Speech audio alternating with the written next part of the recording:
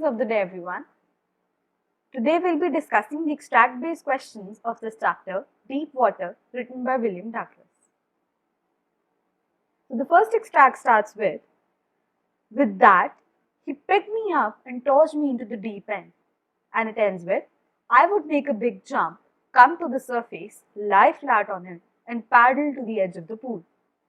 So this is the extract where the author is talking about the horrific incident that took place with him when a big boy threw him into the deep end of the pool.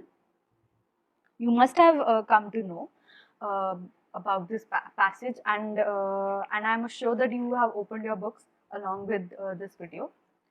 The first question is, who is I in the passage? What is he talking about? So I obviously is the author, William Douglas. And the second question is, what is he talking about? He is talking about the incident that happened with him at YMCA pool. So he is talking about the specific moment when that boy threw him into the deep end of the pool and he was surviving to save his life. Question 2. I was frightened, but not yet frightened out of my wits. Elaborate. So this is a line which tells us that how strong-willed author was, how strong-willed Douglas was. This line basically means that the author was frightened, he was fearful of water, but he had not lost all his senses. He was planning to come out of this fearful situation. So he was frightened, but not frightened out of his wits. Wit is basically our common sense. उन्हें डर लग रहा था, author को डर लग रहा था, बट इतना भी डर नहीं लग रहा था कि वो अपनी कॉमन सेंस खो देते सिचुएशन में और उन्हें कुछ हो जाता. This tells us that how practical Douglas was. Was his strategy successful? So the strategy that this question is talking about is this strategy, that when he was thrown into the pool, he would make a big jump, come to the surface, lie flat on it, and paddle to the edge of the pool. This is the strategy that this question is talking about. So was the strategy successful? No, this strategy was not successful, because instead of coming to the surface directly, the author came up slowly and he was still in the pool. He didn't came up instantly to the surface fastly, but he came up slow and he was still in the middle of the pool. This strategy failed miserably. Last question is, what image do you form of the speaker from the lines? Obviously, as the previous questions dealt, the author, who is also the speaker of these lines, is very practical. He is very strong-willed. That is why he made a strategy. The moment he was thrown into the pool, the moment he was pushed into this dreadful situation. So we come to know that the speaker is very strong-willed, practical, and determined. The next passage starts with, it seemed a long way down. Those 9 feet were more like 90. And it ends with, I imagined I would bob to the surface like a cork. Instead, I came up slowly. The first question is, those 9 feet were more like 90. Discuss. So in this phrase, the author means that the 9 feet which he had to come up, the 9 feet which he had to cross and come up to the surface, they felt like 90. कभी कभी ऐसा लगता है कि 2 घंटे भी एक minute भी हमें 1 घंटे के बराबर लगते हैं. So this is the same meaning of the phrase. Because of the situation he was put in, because he was out of breath, he didn't know swimming very well. The 9 feet which he had to cross to come up to the surface of the pool, those 9 feet appeared to be 90 feet for the author. This tells us the seriousness of the situation, the fearfulness in the mind of the author, that even 9 feet were appearing to be 90 for him, because he was an amateur swimmer and he was not comfortable with water. Question 2. What outcome had the author expected from his effort? So this is the exact line that we have to copy for this answer. The author has expected that he would bob to the surface like a cork. That is, he would come up to the surface like a cork. He would spring to the surface like a cork, and he would paddle to the edge of the pool and save himself from this incident. But the exact opposite happened, and he came up slowly to the middle of the pool. What was Douglas feeling while he made the first attempt to come up? Were his efforts fruitful? So Douglas was feeling frightened, but he was not frightened out of his wits. He had made a strategy to save himself. So while he made the first attempt, obviously he was frightened. Were his efforts fruitful?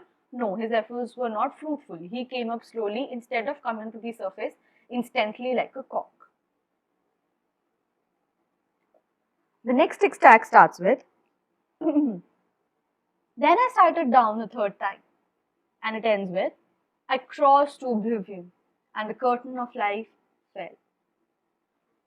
So this specific paragraph is talking about author's third attempt to save himself, the third attempt to come to the surface of the pool. So the first question is, what do you know about author's third attempt to come up?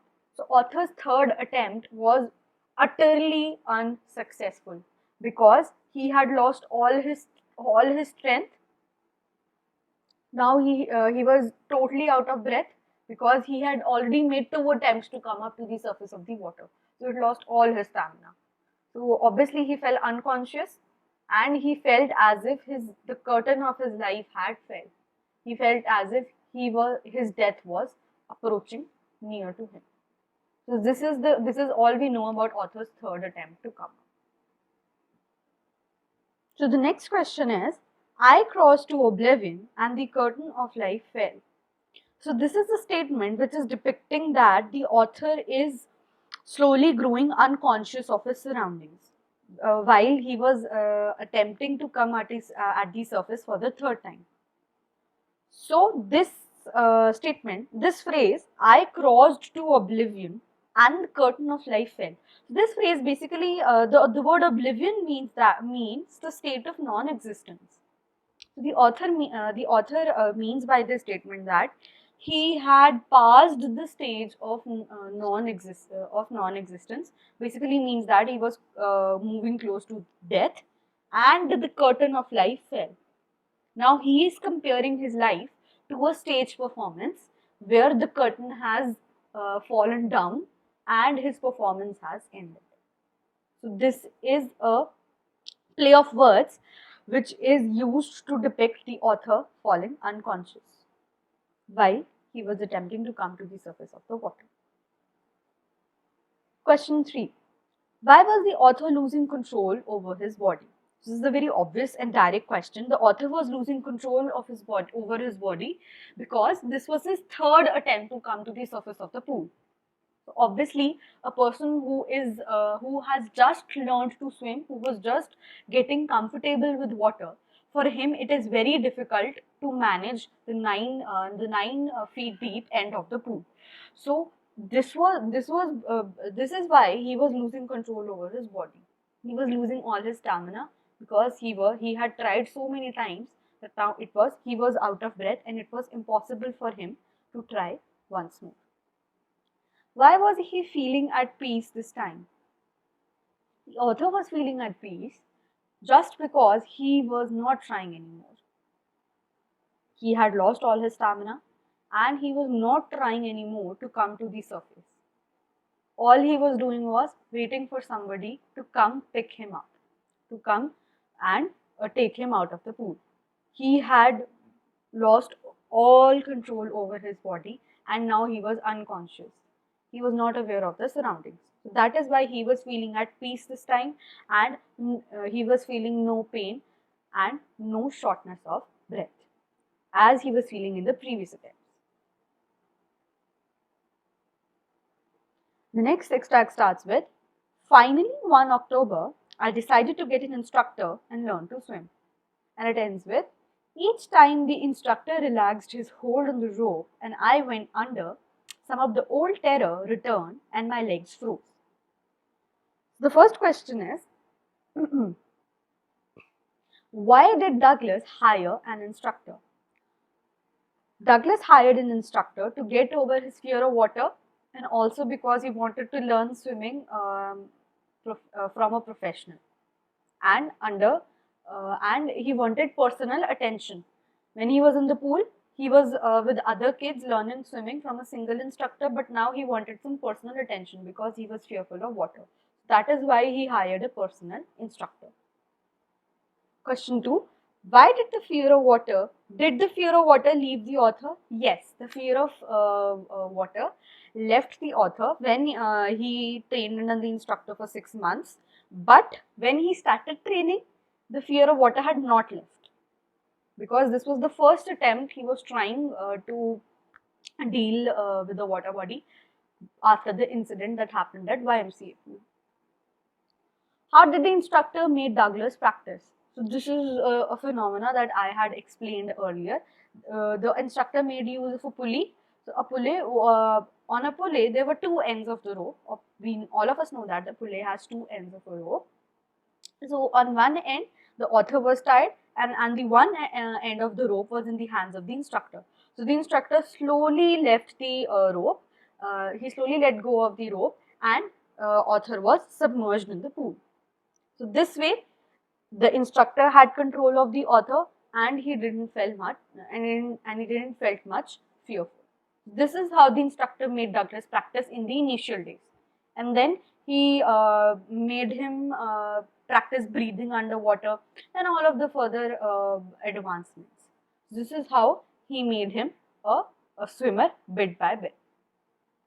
Did the author succeed in swaying away his fear? Yes, obviously he succeeded in swaying away his fear. Even after he had finished his training with the instructor, he went on to Lake Wentworth, he went on to Warm Lake just to make sure that he had no residual doubts about his fear. Now the next extract it starts with, I was not sure that all the terror had left, and it ends with, I laughed and said, well, Mr. Terror, what do you think you can do to me? It fled and I swam on. First question is, it fled and I swam on. So what is being talked about here? The thing that is being talked about here is the terror, the terror that the author had in context of water. So when the author challenged Mr. Terror, the terror of water, the author challenged him that you cannot do any harm to me. So at that exact moment, the terror fled and the author swam on further. So this is the incident which is being talked about in this specific statement. What did the author do to remove his residual doubts about his fear? So to remove his residual doubts, the author went to Lake Wentworth and Warm Lake to swim more and practice more, so as all the residual doubts he had, they would be removed after he swam in these water bodies. Basically, the author wanted to see that if he was comfortable in water alone without any guidance. So that is why this is what he did to remove his residual doubts, to keep a check on himself. Next question is, the old sensation returned in miniature. How does this sentence show author's progress? This sentence obviously shows author's progress because earlier when he saw a water body, his legs were paralyzed. He couldn't even go into a pool or a river, any water body he couldn't handle. So the old sensation returning in miniature is a huge amount of progress. Because now he was swimming that too in a lake, not in a pool. That too in a lake he was swimming, and that old sensation returned in little bits. This is a huge amount of progress. Next question is, which literary device has been used in the line, well, Mr. Terror, what do you think you can do to me? So this is the obvious use of personification, where a non-human thing like terror is being personified as a person, Mr. Terror. So this is the use of personification by the author.